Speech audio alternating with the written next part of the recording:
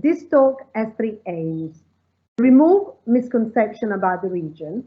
UK media has a very narrow and sensationalist approach to the Gulf. So we would like to show what it's really like to live and work here, as opposed to just come for a holiday. Show that this is more normal than everybody thinks. They will show the architecture of the region to those unfamiliar, both historically and upcoming, and help anyone in the UK who may consider moving to the region for work, show what life is really like. Today we're having lots of speakers, and I would like to introduce each one of them before we start. Andy Shaw, who is the chair of the RIBA Gulf Chapter and is the managing partner at AMA. Sandra Woodall from Tangram Gulf, UAE. Shaikha Azzam, StudioDS, UAE. Jasbir, Singh, Gulf Chapter representative from Qatar. Sumaya Dabbagh from Dabbagh Architects, Kingdom of Saudi Arabia. Fariha Ehsanulhaq from PACE, Kuwait. Paolo Rossi, Associate Director of Architecture at PACE, Kuwait. And Devasri Jeganathan, architecture student at Heriot-Watt University in Dubai. To start with, I'd like to hand over to Andy Shaw, who is the chair of the Gulf Chapter, and Sandra Woodall from Tangram Gulf, talking about the myths and realities of the Gulf. Over to you, Andy and Sandra. Hello, welcome everybody. We're covering today a lot of ground, a whole region, in about an hour. So we've put together a high level, but kind of broad display of what's going on in the region. And in this little introduction part, we're going to talk a bit about working and living in the Gulf, and talk about sustainability as one just like hot topic of the times, how work is different here, and lifestyle and society. Starting with sustainability, it's obviously difficult in this region as a hot, arid climate, and we're going to talk a bit about how that's changing, and how the government is pushing a drive to change and become more sustainable in all the countries in the region, really. This image is recently released as quite a deliberately provocative image of Dubai's future plan, with showing probably a lot more greenery than you'd expect. Dubai is actually quite green. There's several parks, there's a whole wildlife reserve of flamingos quite near Burj Khalifa, but there's a plan to make it even more green and more livable as cities have to compete for workers in the future with a more flexible and remote working.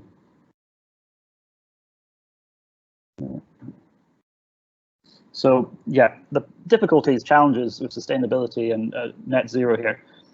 There is this perception of the older generation of buildings are like an array of fridges in the desert, lots of glass boxes heating up and lots of AC demand, taking a lot of energy and creating CO2. Also, you can't really build a timber here with the climate. The industry is almost entirely concrete structure, which has high embodied carbon and also a lot of aluminium and glass.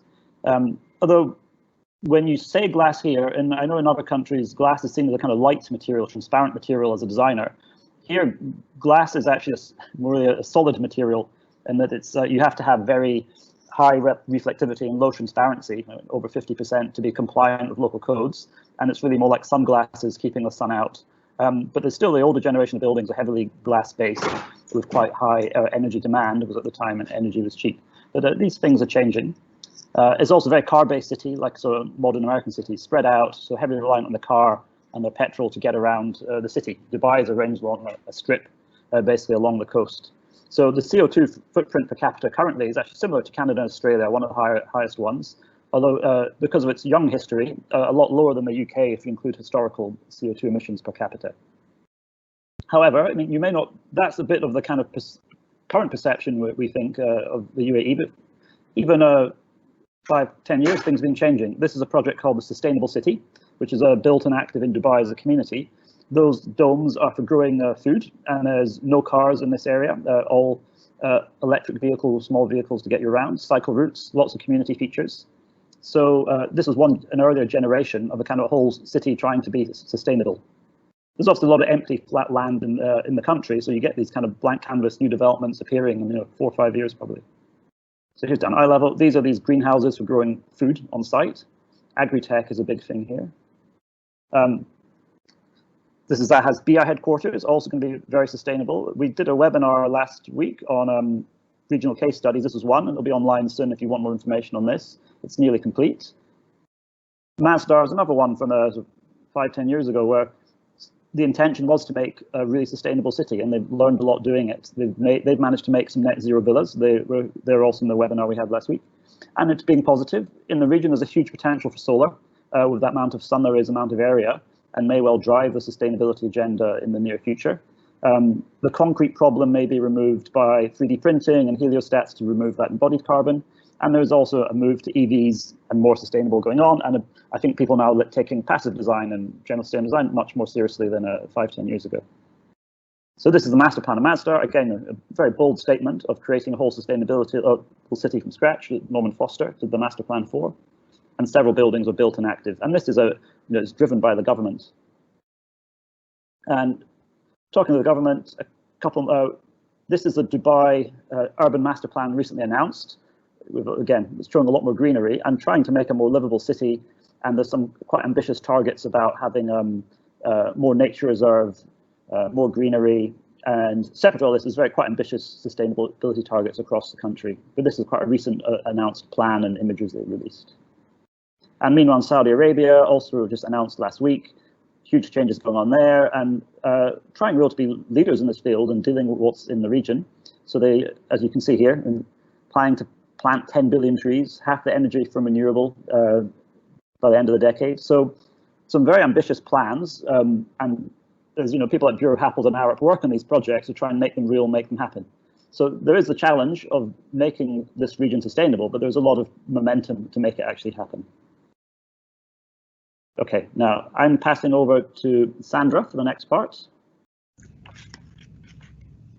Society here in the Gulf can very much be misrepresented and misunderstood, certainly for people from the outside.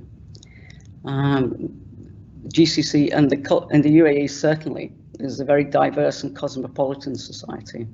There's a great mixture of nationalities, cultures, and many opportunities to get to know each other, to see each other's ways of lives, and to join in and to understand much better where and how each of us all live, and as a society how we live together. Thankfully, for most of us, certainly for myself, from the outset, English is very widely spoken across the Gulf, and even our business language primarily is in English. So for those of you from outside of the Gulf, you don't really need to get out the phrase books and go online before you get here. Much of the daily life is administered in English, so you'll be no problems there. The society in UAE, since 2014, the UAE government have had its Vision 2021, believing that by creating an inclusive and cohesive society, by developing smart and sustainable cities, etc., that these 6 pillars of society can be improved upon and will grow to create what they hope to be the UAE to become a desirable and preferred place to live and work. The UAE has tremendous ambition to pursue innovation, develop and use technology, and to showcase on the global stage and help shape a positive future for all of us.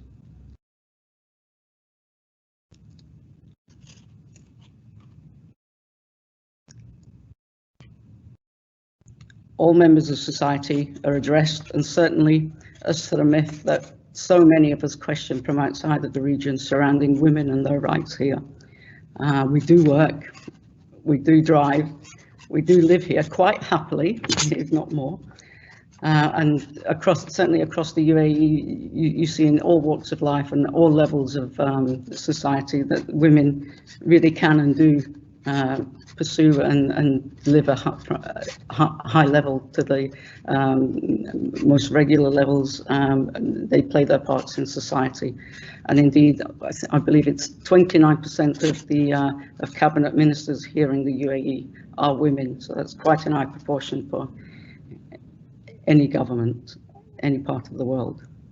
And certainly within the public sector workers, at least 2/3 of public sector workers or thereabouts are women.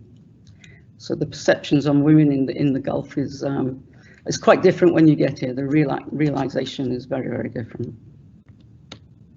The UAE is very high tech and very prosperous for many, though we have to remember when we come here and as we work and live here, that it really is still very much an emerging market, and it's developing and pursuing its ambitions and targets as it goes. So it's really it's learning from what it does day to day, and as it grows, it's putting into place far more forward thinking and forward looking and forward reaching targets than perhaps many other countries that may be far more established than we are.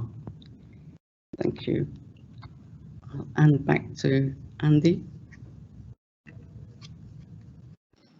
Thank you, Sandra. I'll come back and I'll keep things moving quick. I know we've got to go through just a few more slides. So I'm going to talk a bit more about working here as an architect in the construction industry.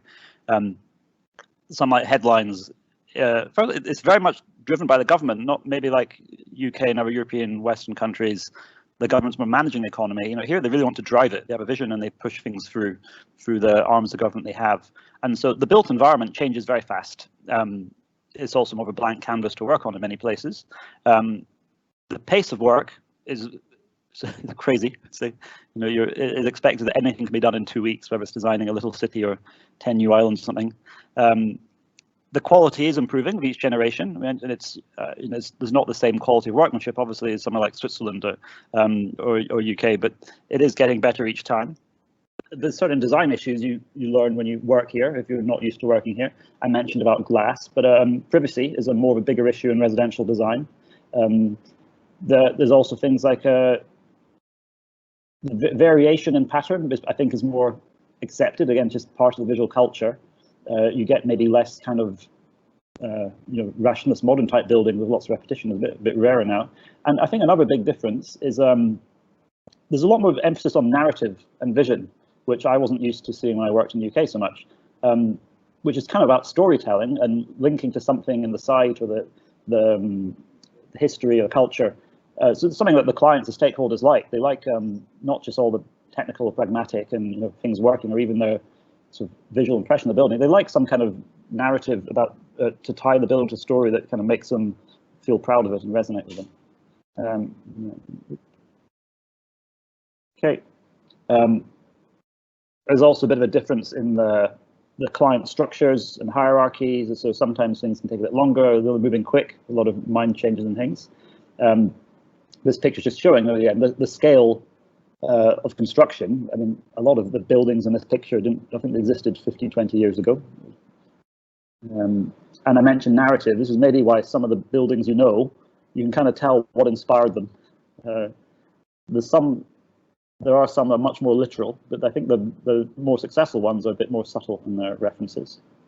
And often it's not just visual narrative. It's like, there's some story behind the building. In terms of local references, there is an old district. This is Wind Tower in Al Bastakia in Dubai, and that was a passive design system, and that sometimes is either visually or technically inspiring for other projects in the region as a kind of local icon, really. And the idea of a mashrabiyah, which is a shading screen, very common in mosques, is kind of reinterpreted here in this modern mosque in the financial center. So there is a contextual approach. But because it's quite a young landscape often, especially in, say, Dubai, the contextual is kind of more about the landscape and the culture than actually your kind of urban environment, actually. So it's a different kind of context design in my experience. But saying that, yeah, there are some very rich places. This is that's Doha at the bottom right. We'll come across these later in Jeddah, and some old buildings in the UAE. Yeah, and you probably know the Palm. It's just this kind of, I mentioned the scale and speed of things. So this is, to drive down this and think none of this existed. It's all man-made. It's like a mini crazy city. That building you see at the top right is quite a crazy sort of stacked blocks thing, just finished now as well. And then there's a Vegas-style hotel at the tip with an aquarium. But just the kind of the scale and drama, kind of what's built, is sometimes quite striking and it hits you, I'd say. So this is a view from the other side, and in the background you see Dubai Marina. This is called kind of New Dubai because it's built in the last 20 years rather than 50, 60 years. So all this, hardly existed a few decades ago. Another view of Dubai Marina and the Palm in the distance, and showing this road strip, which is key of Dubai.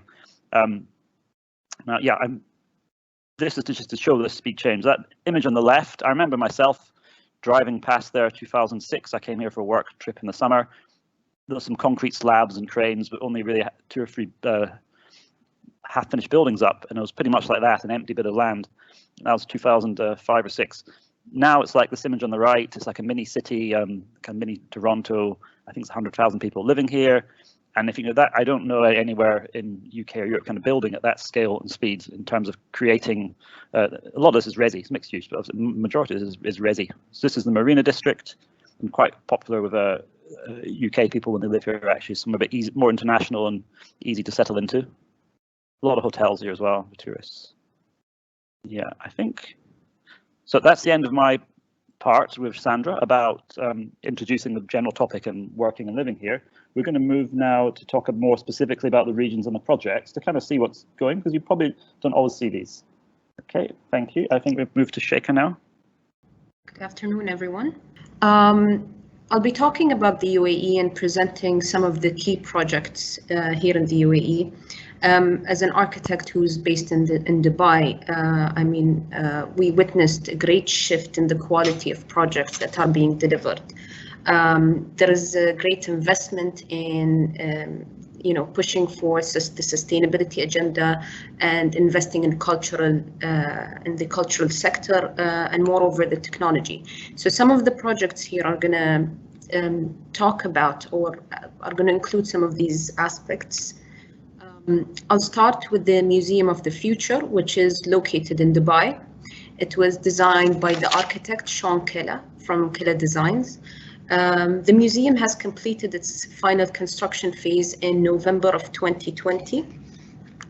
The museum will be a high-tech showpiece and a destination for entrepreneurs, investors, and inventors as well. The 7-story building is considered an engineering miracle, as they say. It consists of exhibition spaces, a 420-seat auditorium. It's characterized by the absence of columns, which makes it a very unique piece, and it makes it it has achieved the milestone in the urban engineering.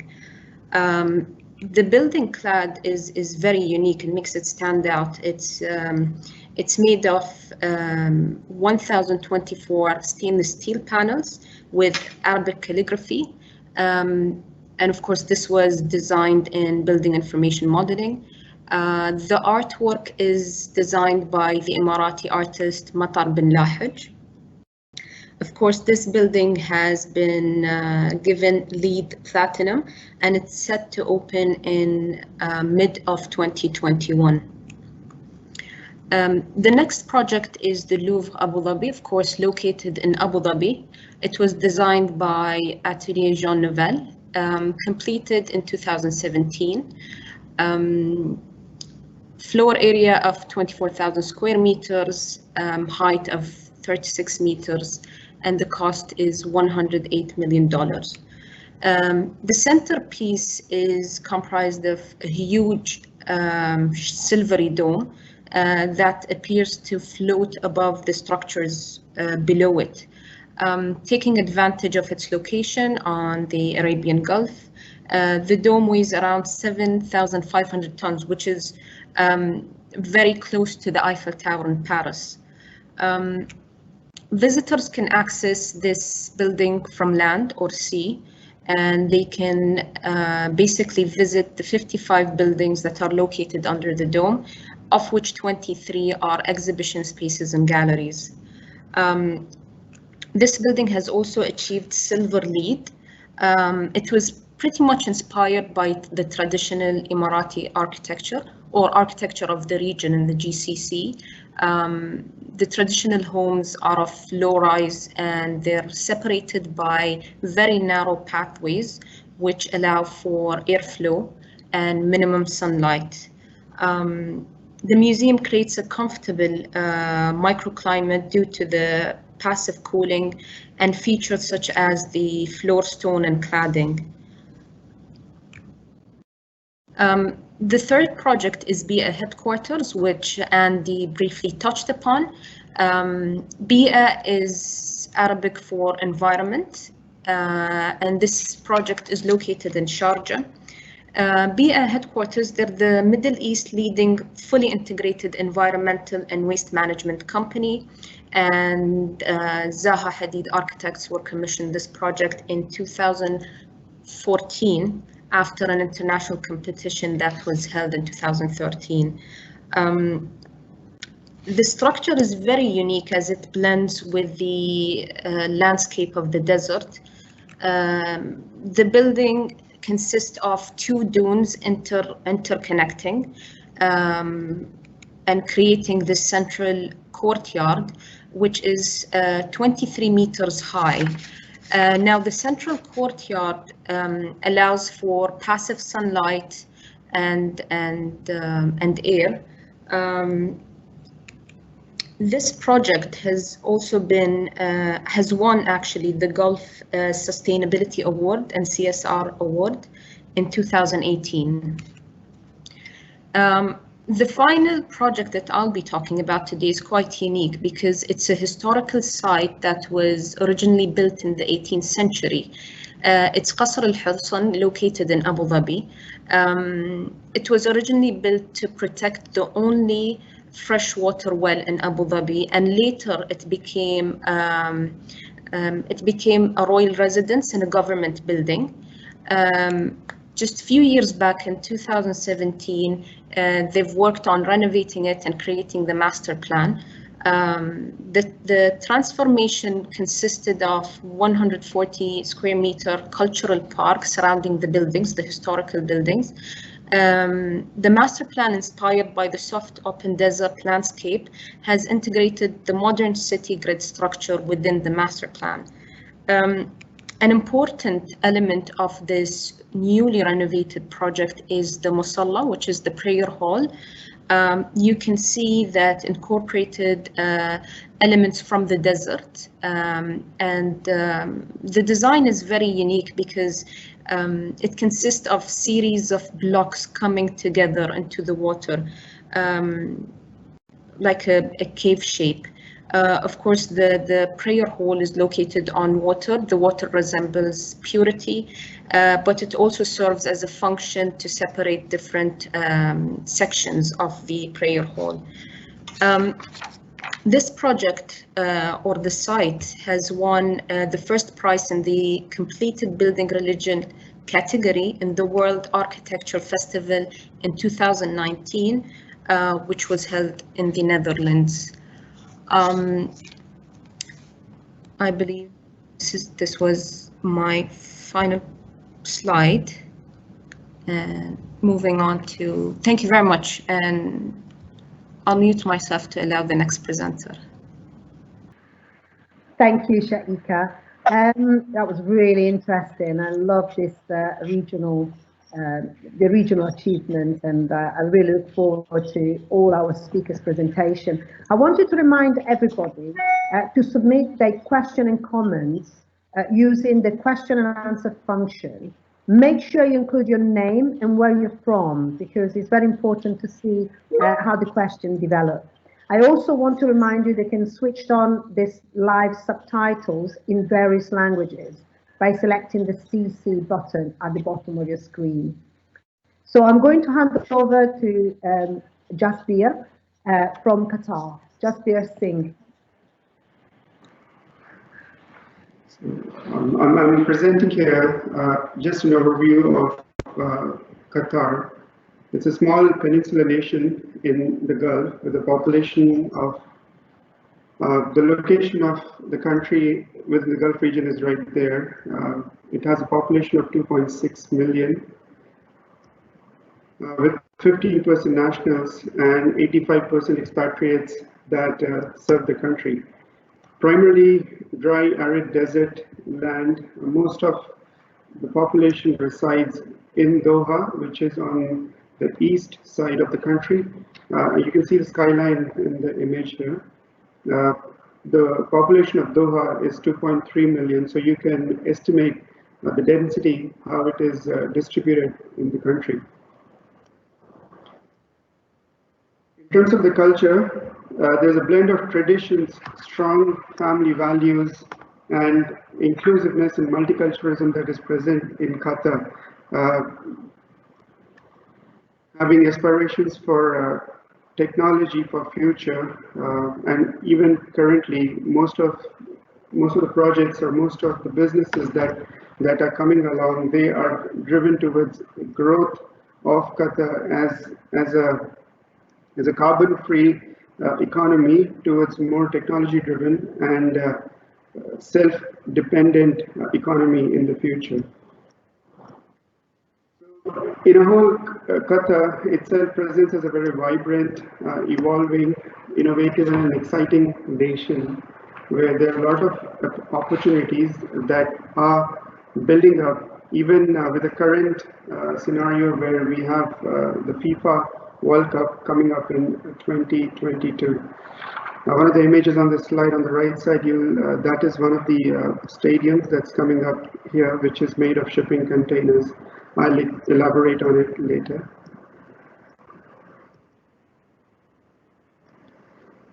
Souk Waqif.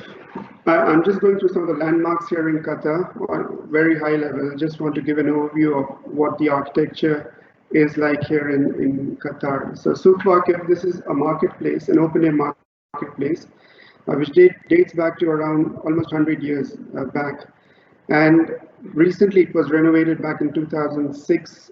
And it's a prime example of the vernacular architecture that is made to best use right in the middle of the city. And you can see the contrast with all the gleaming towers at the back, which form the skyline of Doha. And at the night, this whole marketplace becomes live with activity. There's a lot of promotion in terms of art, culture of art that is promoted here in Qatar.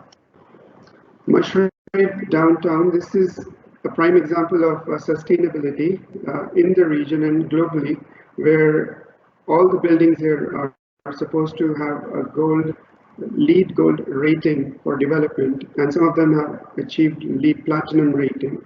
We had a presentation, as Andy was just mentioning, about Mashraib, talking about all the details. Again, you can get those details once the presentation comes online.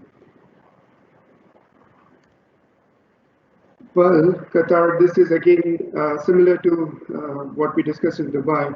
This is a man-made artificial island development in the north part of Doha on the east coast.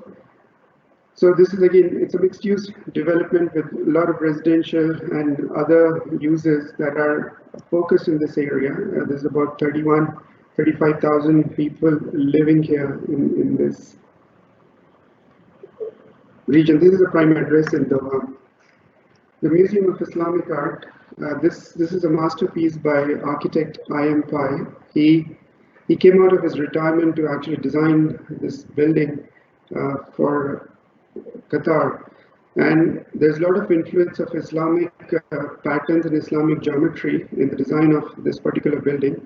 And you can see one of the shots on the left shows the interior of the building, where all those geometries can be easily seen in terms of the lighting design, space design, and the simplicity of the whole development from the outside. So this has been created artificially into the sea because they didn't want any further development to happen next to this particular building. And again, I mean, this overlooks the skyline of Doha. The National Museum of Qatar, this was recently opened in 2019. This is a work of Jean Nouvel, and this project has won so many accolades. I've personally seen this building coming up and the complex construction that happened for this particular building. There's a series, if you can see this image, right in the center of the building, there's a historical site, and the entire development wraps itself around that building. And the tour within the museum is actually forms, there are interrelated themes that are presented to the visitors, and you move around the whole museum through those themes.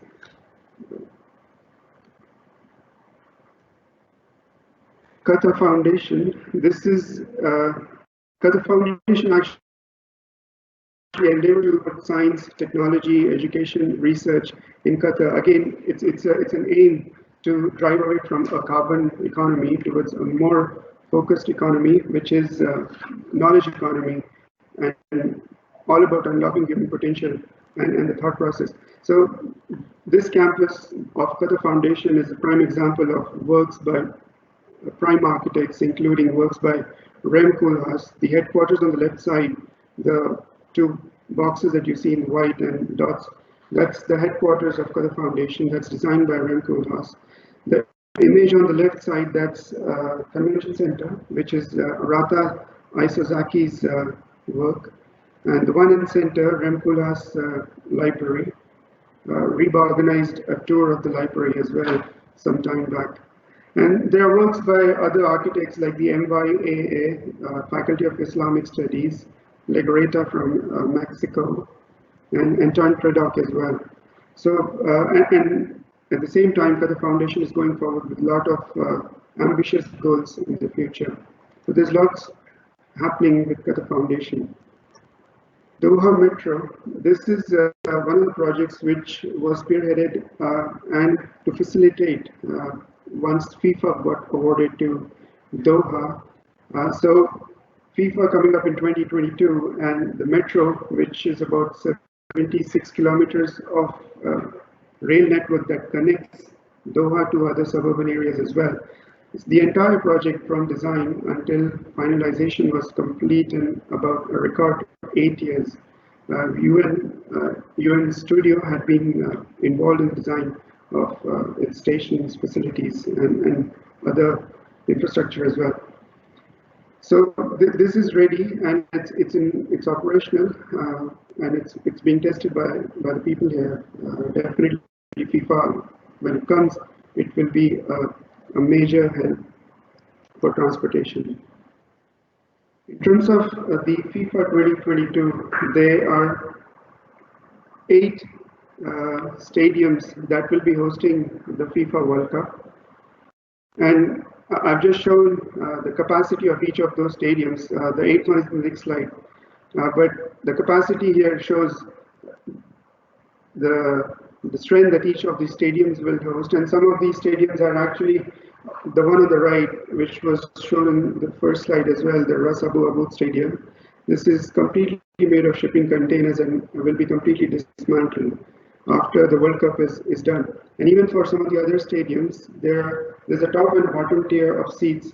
So there are plans as well for future to remove portions of the seating capacity within certain stadiums to suit the needs in the future for Doha or Qatar.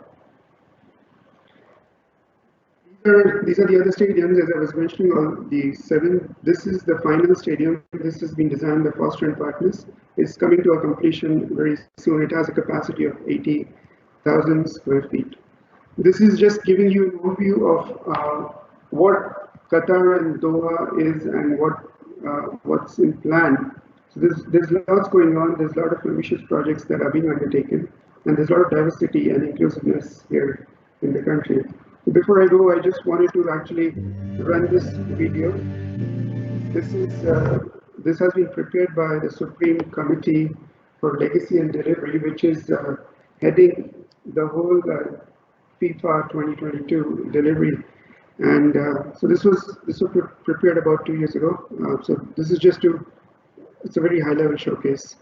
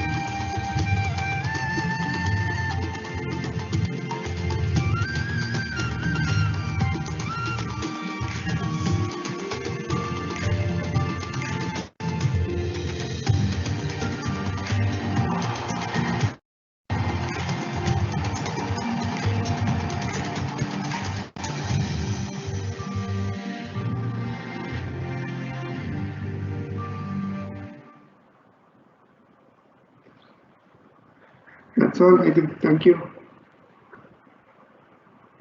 Thank you, Jasbir. That was really interesting. It's exciting to see how many things are happening in the region. Now, I'd like to introduce Sumaya Dabbagh from the Kingdom of Saudi Arabia. Over to you, Sumaya. Yes, I'm a Saudi national. I'm a Saudi architect. I've been based, however, in the UAE for the last 25 years.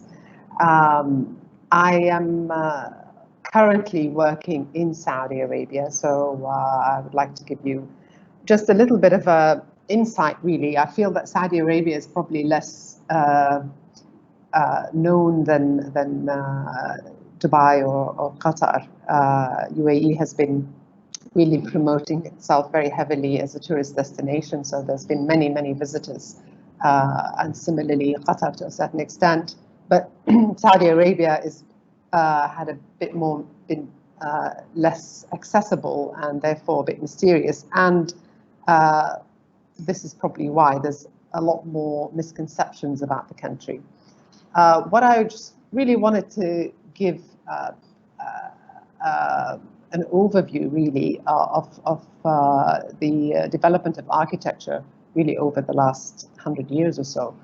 It's Saudi Arabia is quite a large country, and it's very diverse geographically and as well as sort of identity.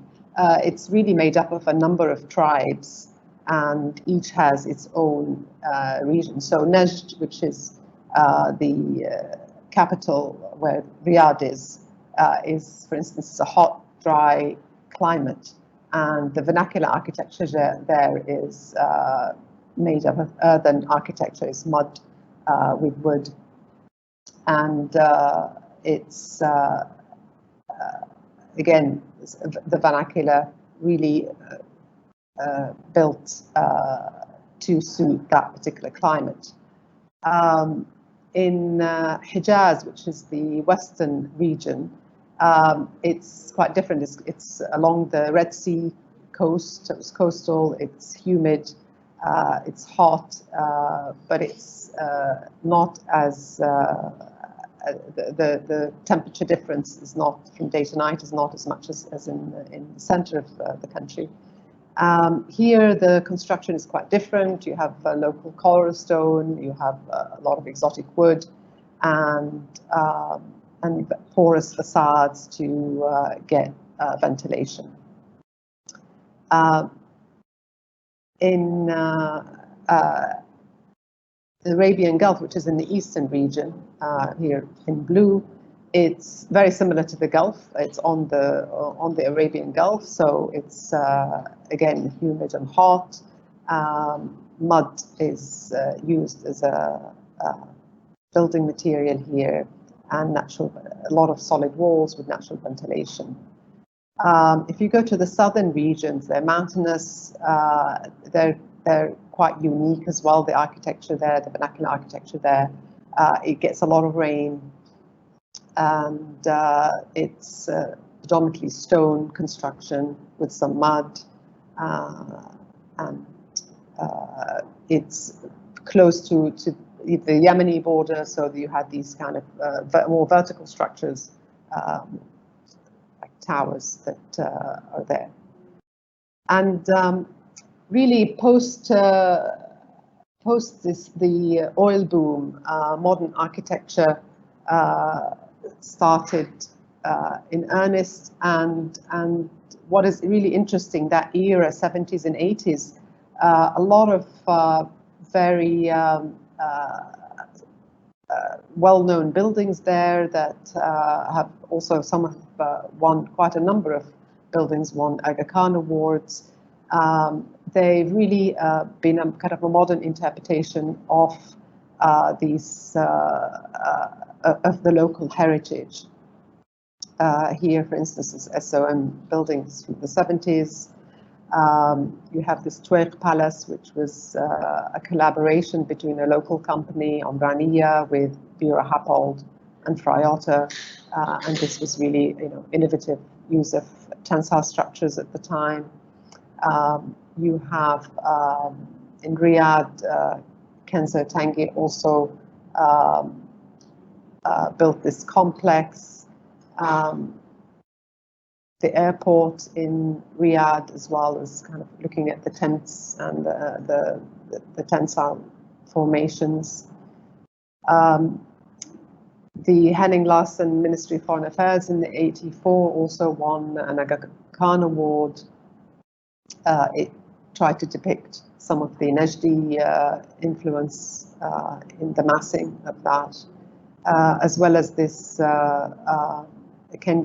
Al-Kindi Plaza, also won or shortlisted, I don't recall, an Aga Khan award. This trend, however, really kind of in the 90s and early 2000s, things really just became very global, and I would say a lot of glass, like was evident also in other Gulf countries. However, the last, I would say, a real renaissance is happening in Saudi Arabia that started probably about 5 years ago and really accelerated in the last 2 years. Well, last year with COVID, things probably slowed down. It was a global impact of that. But there was a real cultural renaissance. There's a real shift towards diversification of the economy. There is a shift towards opening the country to tourism. And there are many, Saudi has many really stunning locations that are really untouched, whether it's historic or natural. So here there was started a number of mega projects, I would say, and these are in center of Riyadh. You have two here. One is the Diriyah Gate, which is a development next to Turayf, which is an old town, which is the actual birthplace of the ruling family. And all of these other, Qadiyah is about 40 kilometers away from Riyadh. And then you have along the coast, Neom and Amala, as well as Red Sea project. And then you have Al-Ula, which is, has a really stunning collection of archaeology and as well as topography and landscape. So the country has really now been looking at creating these developments to showcase the beauty of the region, as well as culture and heritage. there is also a huge push towards sustainability in the 2030 vision in Saudi Arabia, innovation. So NEOM, this giant zone, is being developed, and it's really pushing the envelope with regards to innovation and technology, as well as sustainability. There is the Qiddiya, which is, I mentioned, it's just outside of the capital, Riyadh, which is going to be a kind of more sort of recreational entertainment development, focused on recreation. The Amala, which is on the Red Sea, it's again a sort of a tourist wellness destination. And Diriyah Gate, as I mentioned, it's next to the heritage site. So again, this is a much more focus on heritage experience and the lifestyle. And then you have Al-Ula area, which I mentioned has a lot of really stunning archaeology from the Nabatean times and older, and the landscape as well. And I speak just from my experience. I've been involved with the Royal Commission of Al-Ula, who are heading this project. And what is really, I find really encouraging and exciting is that it's being developed in an extremely sensitive way, sensitive to the culture, sensitive to the heritage and archaeology, as well as the environment. So it's really a kind of pushing the raising the bar in terms of development in the region. This is, in fact, the image. I can't share any images because we're bound by NDA with the client, but this is published images by Atelier John Nouvel for a hotel that's carved into the rocks. And what is interesting, though, is that there is a trend to come back to cultural, to refer to local heritage and identity a lot more now. I mean, I think there's just a huge opportunity to do that. My practice, actually, we did a project in the UAE, and that's really attracted a lot of attention in Saudi Arabia in terms of just the approach, because that's really the approach that they're going to in terms of contextual and being sensitive to place. And I think that is definitely the impression that we've received from working with the clients working on these bigger projects. There's a real sense of creating a new identity for the country and the people. Yeah, so I think I imagine that there will be a lot more questions and curiosity about Saudi Arabia. So I'm happy to speak a little bit more if there's any questions later. Thank you. Thank you, Sumaya. That's brilliant. As a conservation architect myself, I was fascinated by what the slides that you've been showing. There's so much we don't know about the Kingdom of Saudi Arabia, and beautiful.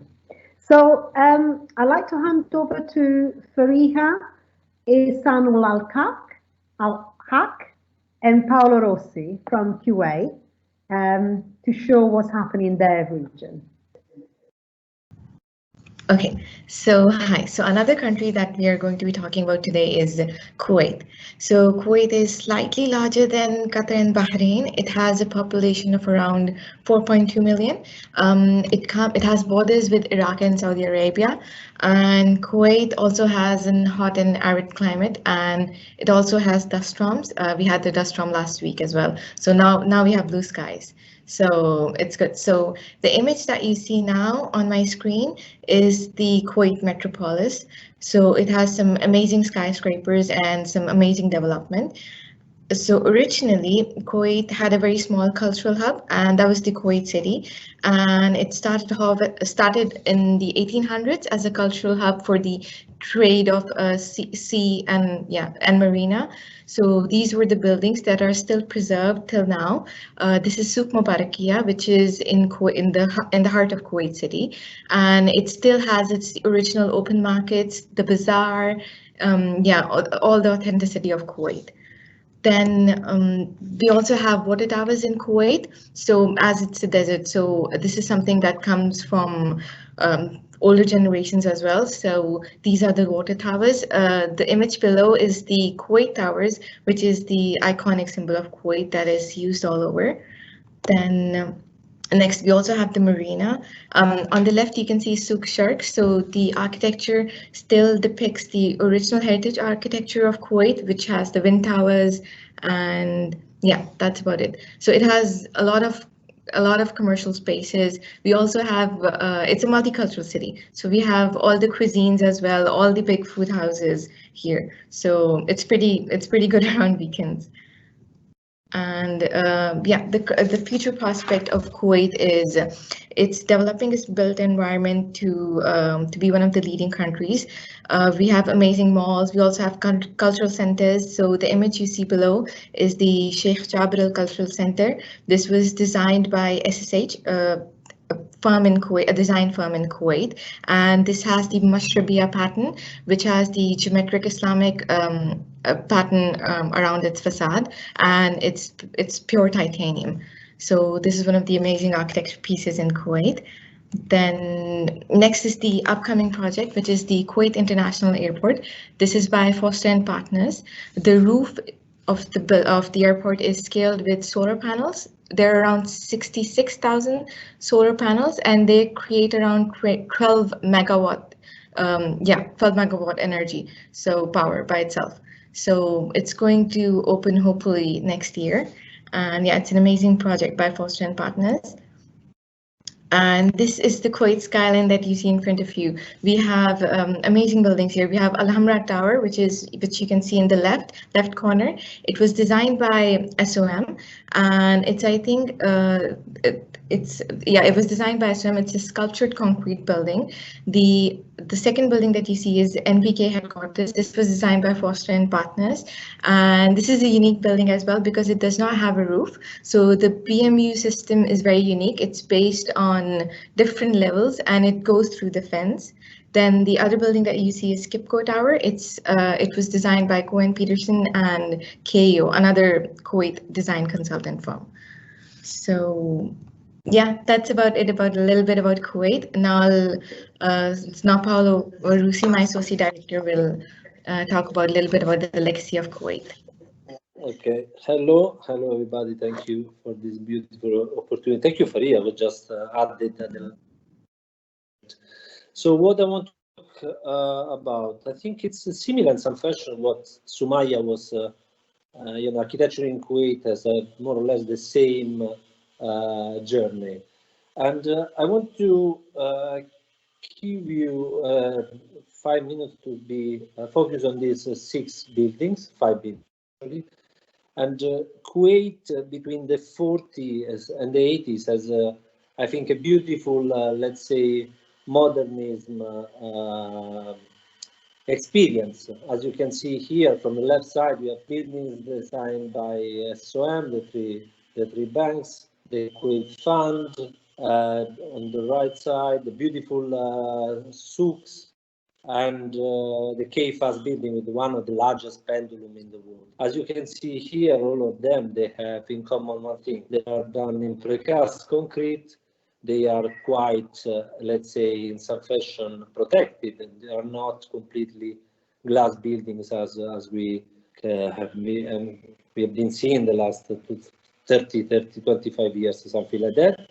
And all of them, they have a common element. They were designed by internationals, but with pace as a local, let's say, local challenging architects. Challenging, that means they were like sustaining all the international, to let them enter in the country, understand the climate, the severe constraints, and so on. So far we saw mostly beautiful landmarks designed by superstar architects all around the world. But the next project I'm going to show you now is how, as a pace, we are approaching the most controversial, let's say, experience. It's about basically dealing with clients, and you know, clients are all around the world difficult, really difficult. Also, our relatives sometimes are extremely difficult as a client. I think only one guy has the perfect client in the history of architecture, in my opinion, and maybe it was Carlo Scarpa with Olivetti when he designed a beautiful, really small store in the center of Venice, in San Marco Square, where he had enough time to think. Because nowadays, I think Andy was talking about how the time is getting shorter and shorter. We need to deliver projects in less than a week. So I want to talk about 5 or 6 experiences we had. So as a base, we have tried to support the international with some key landmarks in the city, but at the same time, we are, as I'm the creative director, let's call me like that, or as you like, we are trying to carefully place buildings into the city. And for instance, this one is a nice competition we won. Is an education bid, is a Paolo, is a public authority housing welfare, future schools. The concept was start from a competition, an open competition that we won. We tried to use, you know, this legacy from Kuwait. So I mean, they knowledge of how to use precast concrete, try to play with the percentage between transparency, opacity, something like that. But the most important thing, we play a huge role with the client in order to draft and create the brief, which is actually, be honest with you, we are really focused on this stage. I would say something for the RIBA stage 1, end of stage 1, when we sit down in front of the client, we understand their need. We try to, maybe no, it shouldn't be lost in tradition, but we try to educate the client. We try to embed their needs, but at the same time, we try to be more cost effective. So this project, we are quite proud, because from the competition until the stage 4 that actually we recently submit, we had to do a huge value engineering. We have to cut 4 million of pounds, but at the same time we kept exactly the same design intent. We are also which is actually good, try to be sustainable in some fashion, where we have 30% of the energy should be renewable. So, and after this huge cut, we kept exactly what we're looking for. So that was one impressive experience for us. Then you go to next, Fariha, sorry, I cannot. This is another one, again, how we try to be contextual in a already new, let's say, building. This is a temporary art gallery. Same again, even here with the client, we draft the brief, we engage our international consultant and the local consultant, and also the, how does it call, the institution in Kuwait to create the perfect exhibition machine. But at the same time, we want to be contextual. We try to be, you know, to create a new street front edge that was kind of missing. it was also a nice experience. We reached end of stage 2, and then hopefully we're gonna start with the next stage. So, and again, as you can see, we, rather than creating a wow effect or creating strong gesture, we are trying to, you know, to balance, to calm down the city with a few gestures. Go to the next one, please. And then again, another project, another competition that fortunately, I mean, this year, between 2020 and 2021, as you can see, Fariha is extremely busy. We have been so lucky that we got several projects. And again, here, this is how we interact with the client, and we try to together to change the brief. It's supposed to be a super high-rise residential district with a shopping mall. Instead of with the client, we try to convince him to create a more pedestrian experience. And the same at the heart of the Unimero, but this is in south of Kuwait, as part of the new city. We try to create this green let's say multi-purpose garden when you can do basically everything. There are several activities, sport, as you can see, there's a running track and some shaded area, some playgrounds for kids and other activities. So that was, as you see in the background, the residential is quite low. It's not, it doesn't have huge impact. So we want to try, okay, to scale down the experience. And this is, we just started stage 3. And then again, with the client and the contractor, we are having fun. Next one. Again, this is another project where it started, it was, let's say, the client came to us, and it was, again, a private client. He had this piece of land, and then he wanted an office building. So again, we try to be in budget. We try to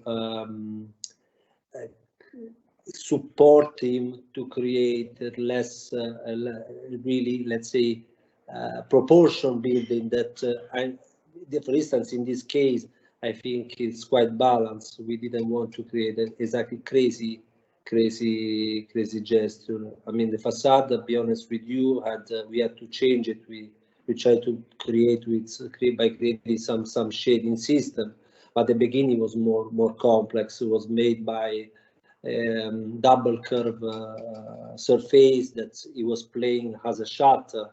But then the client, of course, it was a new project for him, so he didn't want to experiment too much, because, you know, you want to a safe and sustainable investment. But at the same time, he was quite engaging with us. So we try to recreate a new co-working hub. So even if the building at the end, it came up with really simple and pristine and some fashion, inside is more complex than we can see. Okay, the next one. This is another nice experience. It's a mosque, it's a competition, which actually is not in Kuwait, but again, as you can see, the language, again, it still has a common ground with the project that starts from the legacy that we received from the past. PACE is a company from 1960. And again, we didn't win the competition, but we've been published in CNN or something like that, if I don't get wrong. But we're so proud because the project, again, it doesn't it shows his essence by his absence at the same time. This is what we're looking for, with just a few gestures, simplicity, clarity of thought. I think Kuwait needs this at this moment, because you have some beautiful landmarks, but there are a market that sometimes is kind of neglected by international, that it's getting, you know, sometimes too much bizarre in my point of view. I mean, we have Kuwait as amazing architects. I can mention some of them, as Fariha, she say SSH, AGI, and some friends of us, not competitors, but that's the exercise we are trying to do. We're trying to calm down the craziness somehow. design something just for the sake of design. Go to the next one. And this is another simple project. This project I'm really keen, because it's not, I mean, it's not rocket science, but that was one of the first experience for me, to be honest, in the region with the car park. The car park is an obsession. Municipality, as you know, it's forcing everyone to design tons of car park, because the parking demands is super high. So we try to mimic the car park with the building facade. The client was quite happy, but again, sometimes it's a difficult topic that we are forgetting. And then also we are trying to keep in mind, educate ourselves what we're gonna do with these old car parks in 150 or 50 years, when hopefully we're gonna have a more public transport. So we are keeping challenging ourselves, trying to reduce as much as we can, but the keep is a key aspect that with clients we are always challenging, because it's whatever you like. All these countries, they're still based on cars, and I think it's like punching a little bit with this idea of sustainability. And it's great that in Dubai we already said completely car-free places. Hopefully we are forcing Kuwait to go towards this direction, and we keep engaging the clients. I think that's the most important thing. We have a lot of private clients. They have great aspirations. For sure, they have more lands than places like Europe. I mean, I've worked 8 years in SOM, and sometimes my client, they came already with the ideas. You know, they spent ages to draft the brief, the ages to think about the business plan and stuff like that. That in some fashion is easier. Instead of in Kuwait, which is an extremely beautiful country, from my opinion. I mean, the people in Kuwait, sometimes I feel like in Italy. We have the same approach, the same relationship with families, and the same, way of waving our hands. And again, it's I don't know. I mean, Fariha, if you want to say something, thank you very much. So far, it's been a great experience. Yeah, thank you. Yeah, I think that's about it. So Kuwait Vision is going strong with its buildings and also sustainability. The Kuwait International Airport that you just saw is also its lead goal. Also, the NPK headquarters is lead goal. So we're trying to get a sustainability vision out there and see if we can have more green buildings and a better built environment. Thank you, Fariha and Paolo. Finally, I would like to hand over to Devasri Jeganathan from Bahrain. Over to you, Devasri. Just like other Gulf countries, Bahrain is also an ancient land that is rich in culture and history. So the first mosque that was built in Bahrain, which was the Al-Khamis Mosque, it is also considered to be one of the oldest mosques in the region. And if you see in Bahrain, one of the main things that I've noticed is as you drive past the roads, you get in touch with the feel of the culture and the tradition of the space itself. So here, as you drive through this Al-Khamis road, you actually see these two minarets that actually tells you the Islamic monument, which gives you an idea of how the monument is and what it relates to the culture itself. As well as there's a rich commercial history that is reflected in the many archaeological sites, which is one of the most prominent is the Bahrain Fort, which is also registered as the UNESCO World Heritage Site. So this fort is is located on top of an artificial hill that was built over more than 4,000 years of continuous occupation. And this is also one of the most archaeological sites that is known in the Arabian Gulf. So over the past 50 years of excavations, they revealed that there was a space for residential, public, commercial, and a military structure that is indicated to the importance of the site over the centuries.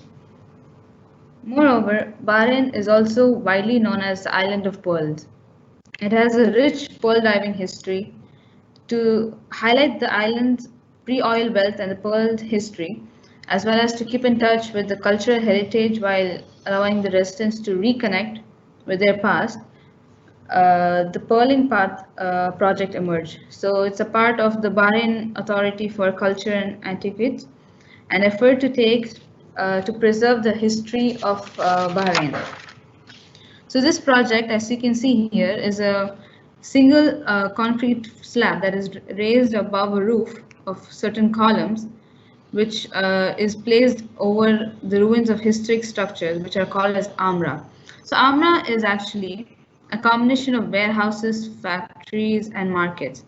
So here this project acts as an urban generosity, which provides shade from the Middle Eastern sun, as well as there's underneath public foyer, which is created within the concrete that encircles the site itself and creates a very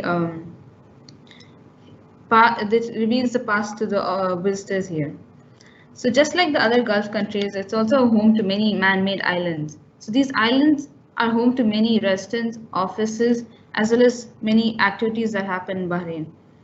So in the recent construction, the Mall of Dalminia, which is also located in the Amwaj Island, has become an attraction, an imaginative destination to the Bahrainis over here.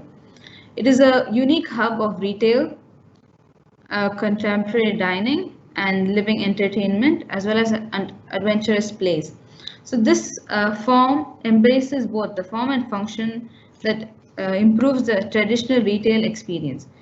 The form from the slick and stylish architecture with dancing fountains, as well as heroic adventurous arena for children. So the mall is also housed to a massive cylindrical tank that raise at over 17 meters and accommodates more than 2,000 marine fishes and coral species, as a remarkable visual gift, as well as it offers an education opportunity to scholars here. So if you see overall, Bahrain, just like other countries, it has a very rich culture, and in the future constructions, they're trying to embark this construction, the traditional input, as well as bringing in some modern technique to the Bahrainis and to the people who are staying here. Thank you. Thank you, Devasri. That was very interesting. Thank you.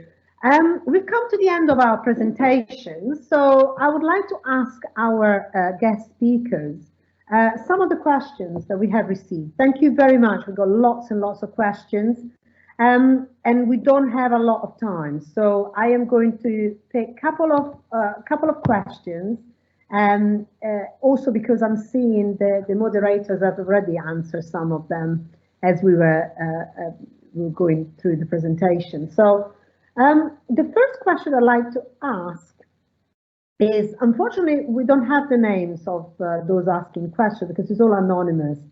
But one of the questions is, which country of the Gulf is recruiting the most European architects? Where is the most accessible place to work for a European architect? This is a question to all of you. In your experience, do you think it's easy for a European architect to come and work in your country? I would like to I'm happy to start answering this. And actually, we had some slides we didn't show. I think Sandra's going to share about lifestyle specifically that we prepared, and the others can add their own experiences after. I mean, I'd say all the countries are very livable in their own way, but their scale and activities is vary. And I mean, probably the UAE is the most accessible in that just the way it's developed. And that, you know, there was a Guns N' Roses concert. I had a friend coming on holiday from America and said, "You realize there's a Starbucks, Tim Hortons, and a Shake Shack underneath your hotel." So, you know, your experience might not be that different you think. So in that sense, it's accessible. Whilst all the other things going on here. I don't know if Sandra can share your screen, because we wanted to show just some images that we prepared. Yeah, sorry. Sorry, this was just to show that anything you see on Instagram or the news is like a very distorted view of reality. There is quite a normal, you know, that's a market, a park that happens every week in a few places. kids' play areas. There's a huge cycle track in the desert in Dubai, a beach, and it's not people living in the towers and things. There's lots of kind of just like Truman Show, like suburbia communities of rows of houses and gardens. You know, like probably more familiar to Americans than Europeans, but a lot of these places have a lifestyle that, I mean, it's maybe, this is actually called Cordoba at the bottom left, inspired by Spain. It's a more sort of international lifestyle, so maybe not just what you may see in the news and media might not be a full representation. But yeah, saying that, they're all accessible in their own way. Saudi's changing as well and transforming to be somewhere much easier to live. It has compounds that you might live in, which would be like a little kind of bubble with parks and activities and nurseries and everything. I think was that and in terms of recruitment for foreign, I think at the moment the construction momentum is all in Saudi Arabia. They're in the big boom phase. There's a transformation going on, huge projects. I got an email yesterday, a contractor I know is moving from Australia to work for Mace there. So we think people will be moving to, some will be moving to work directly there, but also quite a lot of the consultants are in Dubai and UAE. So there'll also be people moving to UAE to serve the Saudi work. But there probably will be a lot of open positions in Saudi Arabia, particularly for people that have experience on large infrastructure projects. I say, you know, anything like an Olympics or big developments or entertainment in terms of what they're doing. That's my answer, and we just put some images to show that, yeah, there is a more, you know, normal side of life with sport and culture, and there's some museums and an opera house and divine things appearing everywhere. Yeah, and if anyone wants to add to that, they can. That's my take. I mean, for Saudi Arabia, I think it's just starting really to open up and have more of a public realm, you know, in its cities really, where before it's very much private and hidden. And also it's opened up I mean, before COVID, there were a lot of events, big events happening, concerts and you know, entertainment and as well as cultural events. There is a festival that happens every year in Al-Ula, and I believe Andrea Bocelli was here yesterday or the day before. So it's opening up. It's not quite to the same level as UAE. Or Doha for that matter. I think the community is, I would say, it's quite conservative. I mean, Doha also, I think the community is conservative, and with, you know, to a large extent the UAE, but I think there is a bit more openness and tolerance to other lifestyles. It's a lot more, I'd say, mixed and diverse in the UAE. So people are used to it, where that kind of tolerance level, I think with time, that becomes more, you know, the shift takes a little bit of time. And I think that's the process that Saudi is in. Thank you. Shaikha, maybe you have more to add on that. I was gonna highlight something, which is we share the same. I mean, different countries in the GCC, more or less, we all share the same values, the same language, you know, even traditions. But maybe, as you said, Sumaya, we've started a bit earlier. So this is maybe why we have the infrastructure. Maybe we're a bit more used to it. You know, opening up to different cultures, people. But I think more or less we're all on the same page in terms of, you know, openness and inviting others to live here and work here. Even when you look at our cities, we're very, you know, car-centric.